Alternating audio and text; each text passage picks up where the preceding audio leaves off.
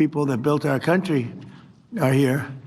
And you really haven't. I was just looking at my notes, and I could do this one without any notes because there's a great love for what you do.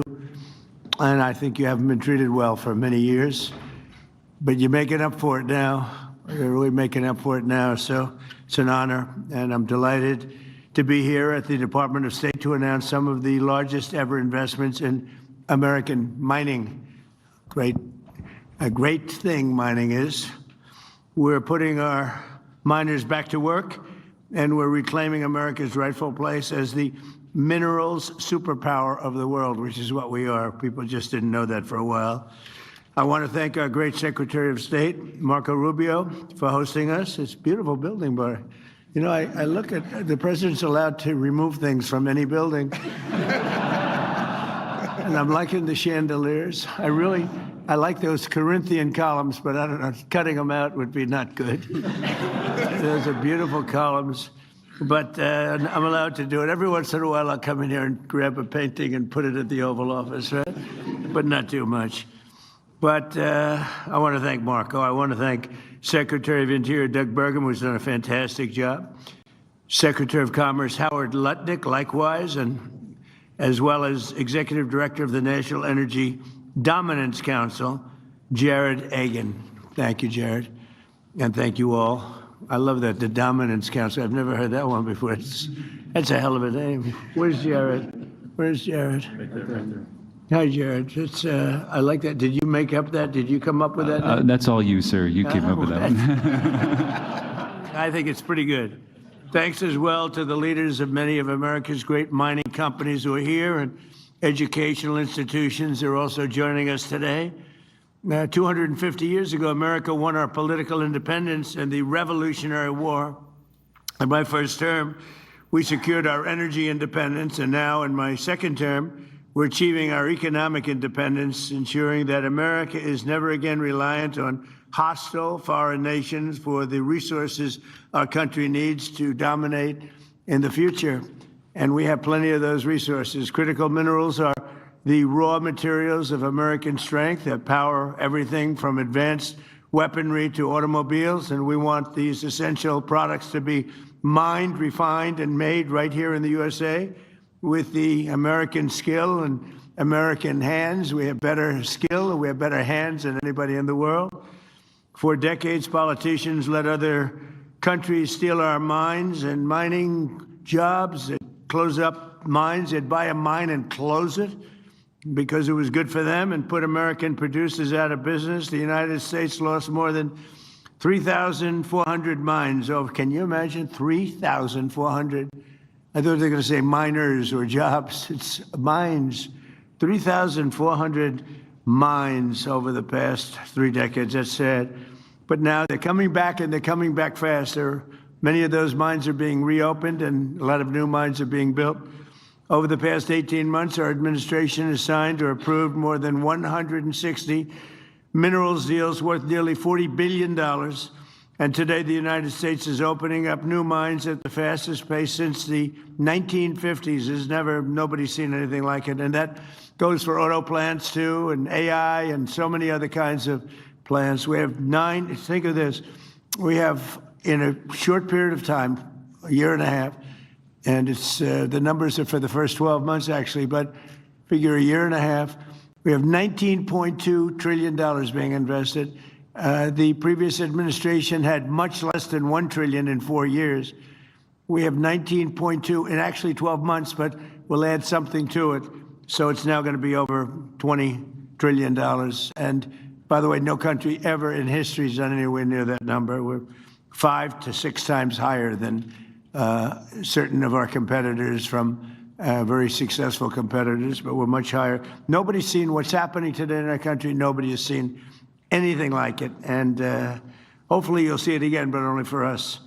I think it's going to be hard to match, however. Today, the United States is opening new mines at the fastest pace, and we opened the first American rare earth mine in more than 70 years. What's that all about, Marco? We've announced the construction of the first new aluminum smelter since 1980. It's going to be a big one. I mean, if it's the same one, building a massive, beautiful job producing smelter in Oklahoma. I love Oklahoma because they have 77 counties. I won all 77 3 times, right? You know, oh, he's looking, right? Nobody's, you know who second was? Ronald Reagan, 56. That's pretty good, right? I like Oklahoma. We authorized deep-sea mining to unlock vast untapped resources off our coast, and we're rebuilding the national defense stockpile and investing more than $12 billion in a brand-new strategic mineral reserve, and we're protecting American workers with historic tariffs on foreign copper, aluminum, steel, so that our people are protected. And the tariffs are what made this so successful, the proper use of tariffs, but they're really what made this so successful. You probably heard me during my campaign. I used to say, the word tariff is my favorite word, and the fake news, see them back there? They're all back there. And they'd say, what a terrible thing to say. What about God, wife, country, love? I said, it's all right. So I made it my 5th favorite word. Now I have no problem. Oh, they hit me hard when I said tariff was my all-time favorite word. It didn't play well, but it's a solid number 5, and now I'm okay. But American miners have never had a greater champion in the White House than President Donald Trump. And before I took office, federal mining permits took 3, 4, or even 5 years. Now they take as little as 25 days. So we went from 5 years for approvals to get them, and nobody was doing it anyway. Took too long and just wasn't working.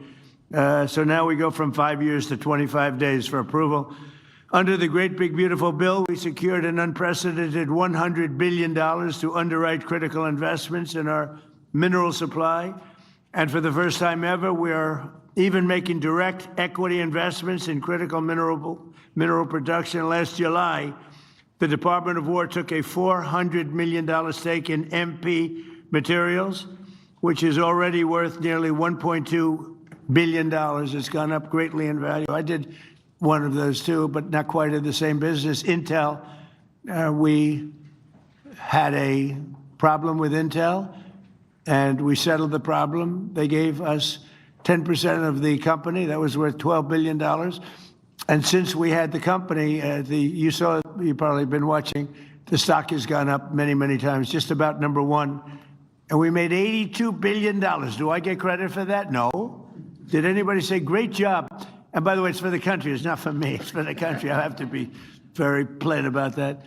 But no, we've made about 80, Howard, it's pretty close to 80 billion, a profit of $80 billion by helping a company out. We're doing it a lot, actually. We're doing it a lot. Today, we're taking another historic action toward the future of American mining. For years, mining schools and colleges that are essential to training the future leaders of this industry have been absolutely and sadly disappearing. Accredited mining programs in the United States now graduate less than 170 mining engineers each year, while China graduates more than 3,000, and half of our current mining workforce is set to retire within the next 3 years. Well, that's why my administration is making an unprecedented financial commitment to our nation's mining schools. It's going to keep us nice and young and vibrant. The schools came to us seeking $10 million per year in funding. Instead, I'm thrilled to announce that we're delivering $100 million to train the next generation of American miners. And you have a lot of you are in the room right now.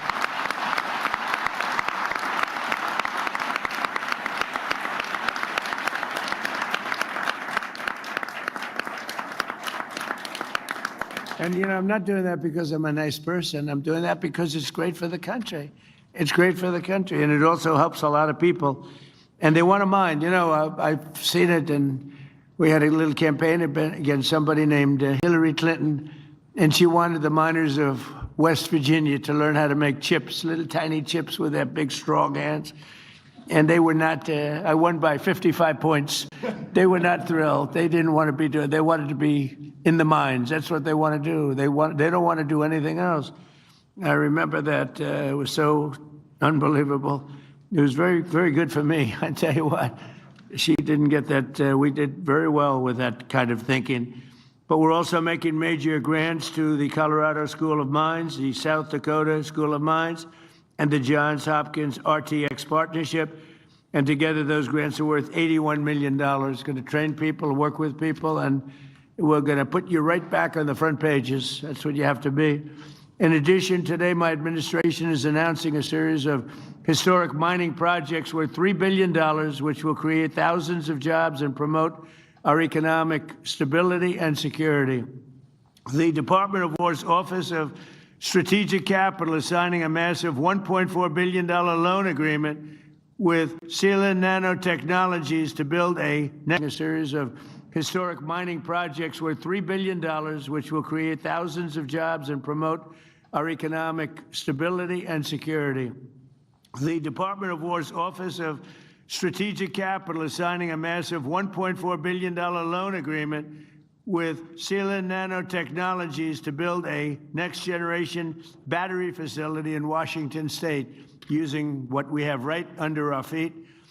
The Export-Import Bank is working to provide more than $1 billion to finance the Ivanhoe Electric's Santa Cruz Copper Project in Arizona, one of the biggest anywhere in the world.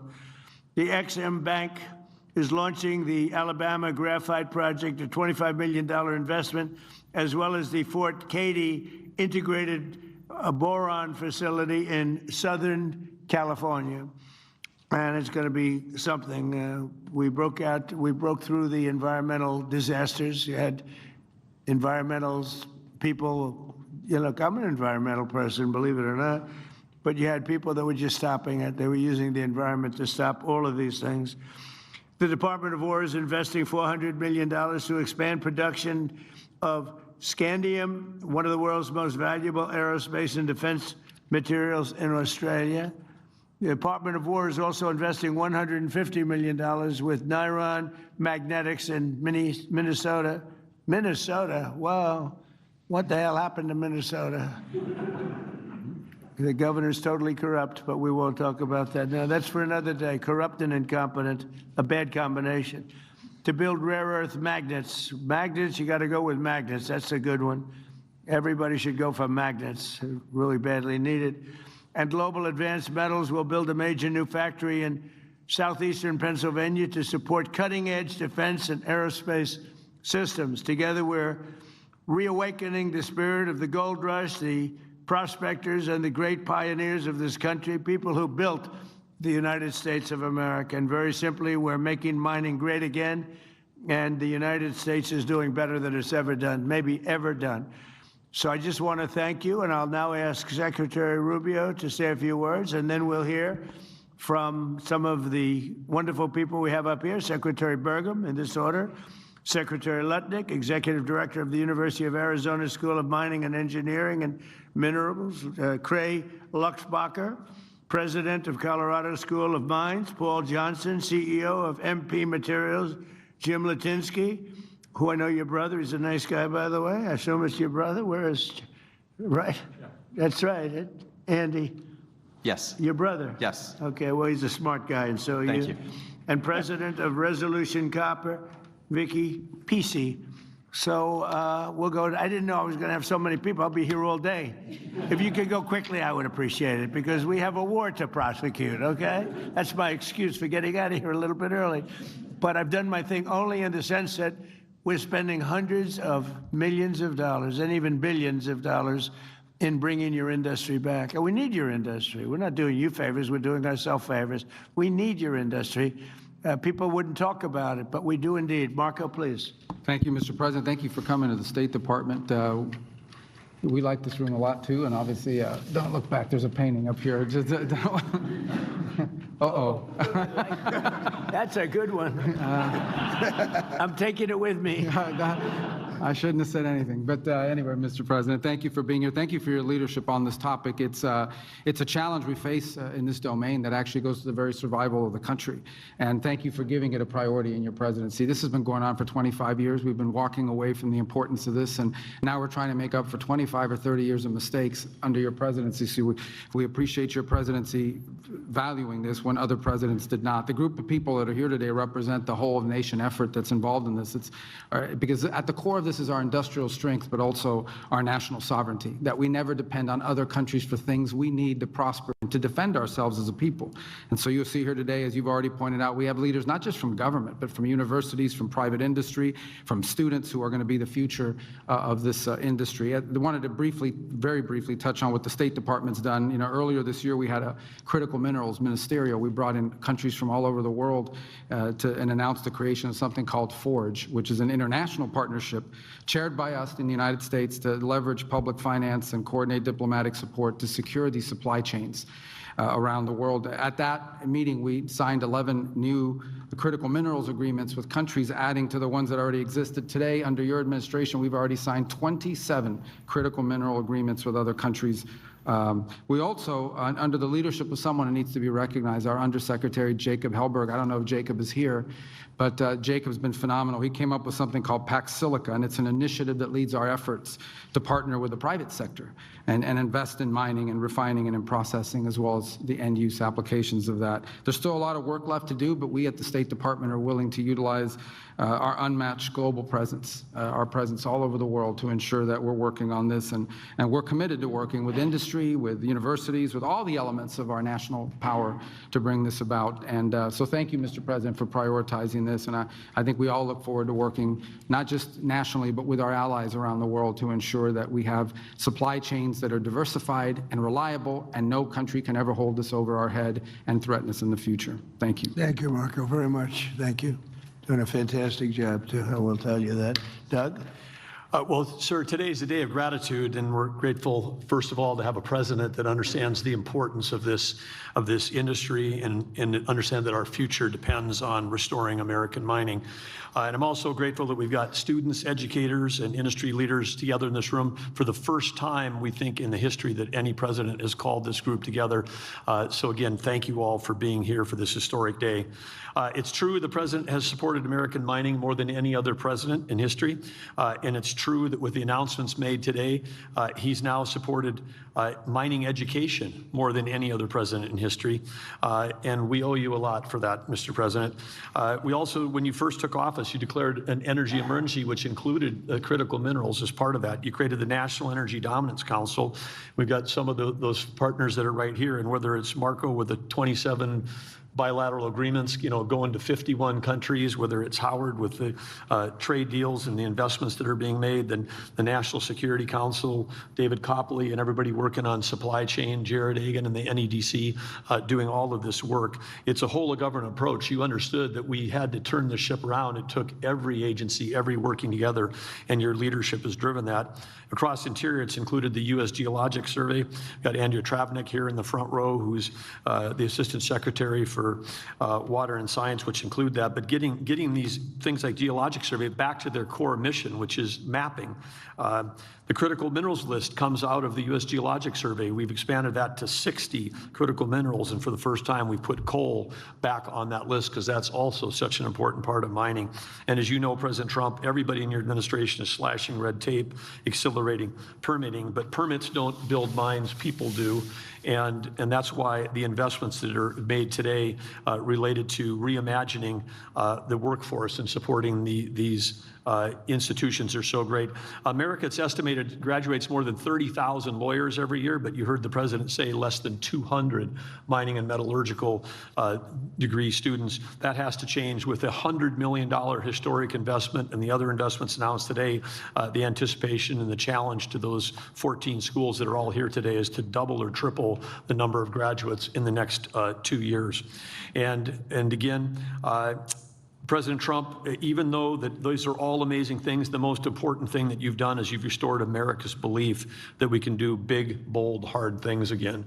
When you were campaigning, you talked about drill, baby, drill, and some people scoffed at that.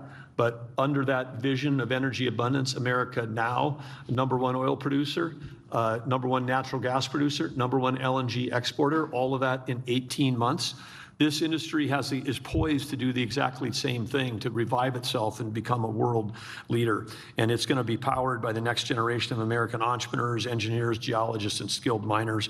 And so, President Trump, this group is here. You've proven that we can drill, baby, drill. This group is here to prove that we can mine, baby, mine. And to supporting that, we're going to map, baby, map, and we're going to put American mining back on the map. So thank you, Thank sir. you very much. And it's something that we maybe should say. We do more oil right now than Russia and Saudi Arabia combined, and that's not including Venezuela. We're getting a lot of oil, and good relationship we have with them too, but a lot of oil. But we do, without even including Venezuela, we're doing more oil than Russia and Saudi Arabia combined. Isn't that something? That's a big difference.